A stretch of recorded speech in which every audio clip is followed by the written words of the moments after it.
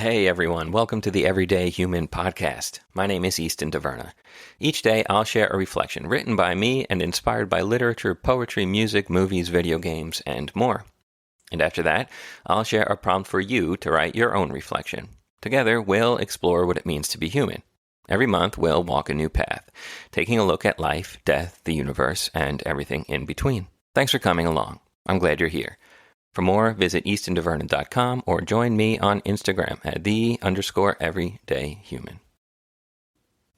Hello everyone, it's March 14th. I hope you're doing well. Today's reflection is titled, Second Chances Aren't a Given. This one was inspired by a dialogue exchange from an amazing video game, one of my favorites, and that is The Last of Us. The Last of Us first came out in 2013 on PlayStation 3. It was then re-released and remastered on PlayStation 4, and that came out again in 2014, I think. And that's when I first played it. I didn't have a PlayStation 3. The Last of Us Part 2 then followed on PS4 in 2020. And then the TV series was released on HBO in 2023 with Pedro Pascal. And I've only seen the first season of that, which I really liked. It did some cool and creative things with the original material. But the game itself holds a special place in my heart. I have not seen season 2, and I'm not sure if I'm going to be honest with you. That second game was super stressful. Okay, briefly, here is a summary of the plot. There's a breakout of a disease caused by cordyceps. It's a type of fungus, and this exists in real life, and it actually has some pretty good health benefits, from what I understand. But there are certain types in the wild that are kind of crazy. Certain ones have been known to take over the bodies of ants or other insects and animals and basically control them, leading them to places where the fungus can thrive and multiply. And this is real. It's freaky, it's a bit scary, so in the game, this happens on a broad scale, but where that fungus cannot affect humans in real life, in the video game, it does, and it creates a sort of zombie infection that spreads throughout the world and causes the apocalypse. The story follows Joel, who is a hardened smuggler, who's tasked with escorting a young girl named Ellie. She was found out to be immune to the disease. So they pretty much have to travel through a post-apocalyptic America, surviving and fighting these creatures and these other human threats. And it's filled with emotion and twists and turns, and it explores what I think is one of the best adoption stories, or a story of a surrogate father-daughter bond that I've ever experienced. It's really great in that regard.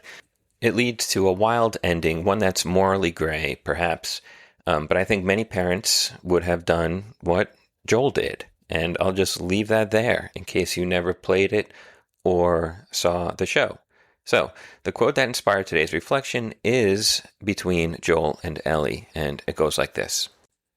Ellie says, her name was Riley, and she was the first to die, and then it was Tess, and then Sam. Joel says, none of that is on you. Ellie goes, no, you don't understand.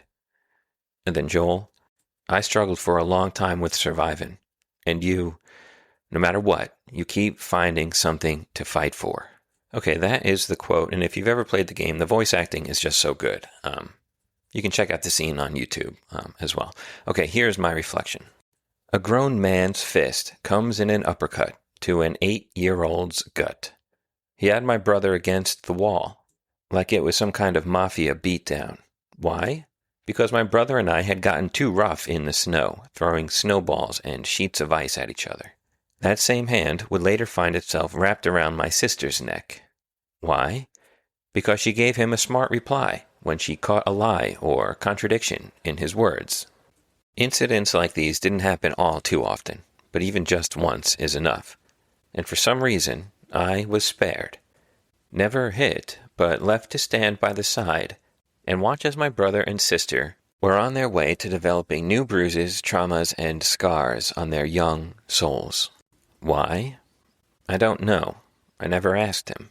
Maybe it was because when he looked at me, he saw a lot of himself. Maybe I knew how far to push and when to stop, just before those eyes would change, before the jaw would tighten, and before the fists would clench. I don't suppose I'll ever know, but no matter how much I work through it, I'll always feel a pang of guilt for it, for being the only one of the three of us who skated by the beatings. There are many types of death. The death of innocence, of a certain period in life, the death of a family, metaphorically speaking, and of course, a literal death. With them come the many flavors of survivor's guilt. And whether it's through surviving traumatic experiences and carrying less of them with you than others, or surviving literal life and death scenarios and escaping with your life while others did not, it can be a serious struggle. But no matter how big or small, you have to keep finding something to fight for, to live for, while you're still here and while you're still whole. If you are lucky enough to have been given a second chance, don't squander it. All right, and there ends today's reflection. And for 1 second, let's hone in on this idea of always finding something to fight for. When the news is as bad as it is every single day, multiple times a day, it can feel overwhelming, debilitating, and utterly suffocating.